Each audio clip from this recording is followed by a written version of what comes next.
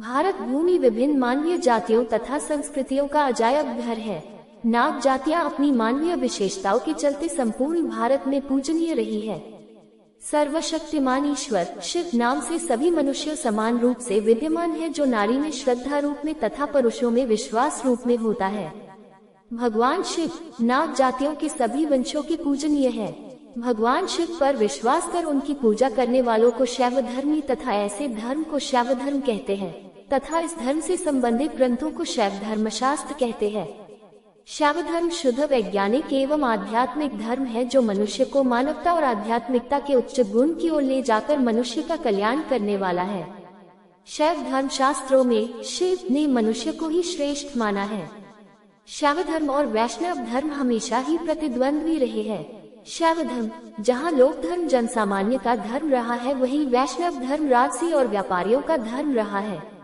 शैव शास्त्रों में वर्णन है कि जब कलियुग में वैष्णव धर्मी संरक्षक भगवान विष्णु नर रूप में ब्राह्मण के घर अवतार लेंगे, तब भगवान शिव के गण शैव धर्म की शिक्षाओं का प्रसार कर रहे होंगे।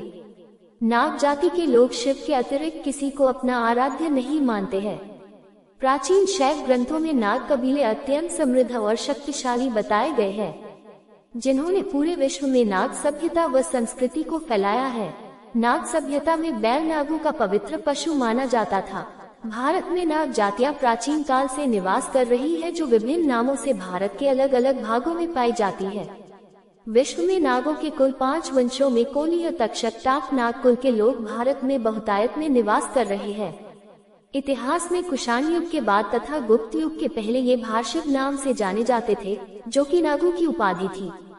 भारशिवों ने ही सबसे पहले गंगा और जमुना नदियों को पवित्र मानकर उनको मानवीय रूप में स्थापित किया तथा पवित्र गंगा जल से शास्त्र सम्मत अपना राज्याभिषेक कर 10 अश्वमेध यज्ञ किए थे। गुप्त युग में समुद्रगुप्त से परास्त होकर काल गति के मारे नागजन राजभर बनकर गुप्त काल के शासन में योगदान देने लगे। जिस तरह सूर्यवंशी, चंद्रवंशी और अग्निवंशी माने गए हैं, उसी तरह नागवंशियों की भी प्राचीन परंपरा रही है।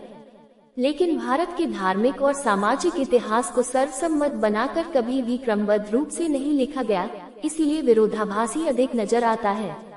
महाभारत काल में पूरे भारतवर्ष में नागा जातियों के समूह फैले हुए थे। विशेष तौर पर कैलाश पर्वत से सटे हुए इलाकों से असम, मणिपुर, नागालैंड तक इनका प्रभुत्व था। ये लोग सर्प पूजक होने के कारण नागवंशी कहलाए। कुछ विद्वान मानते हैं कि शक्या नाग जाति हिमालय के उस पार की थी।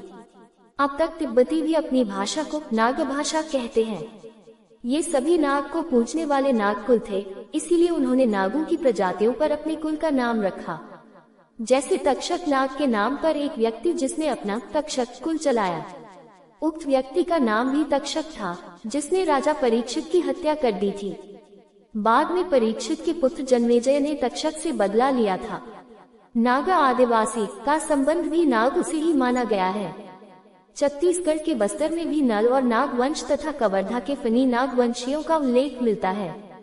पुराणों में मध्य प्रदेश के विदिशा पर शासन करने वाले नाग वंशीय राजाओं में शेष, भोगिन, सदाचंद्र, धनधर्मा, भूतनंदी, शिशुनंदी या यशनंदी आदि का उल्लेख मिलता है।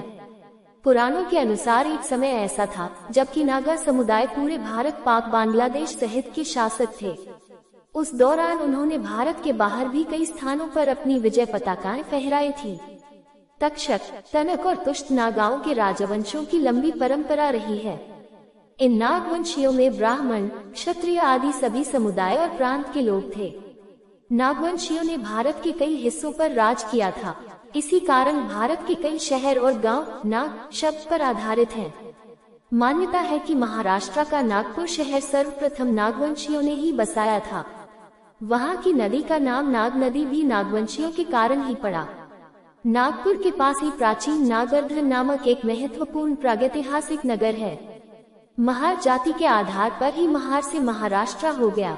महार जाति भी नागवंशियों की ही एक जाति थी। इसके अलावा हिंदी भाषी राज्यों में नागदाह नामक कई शहर और गांव मिल जाएंगे। उक्त स्थान से भी नागों के संबंध में कई किंवदंतियां जुड़ी हुई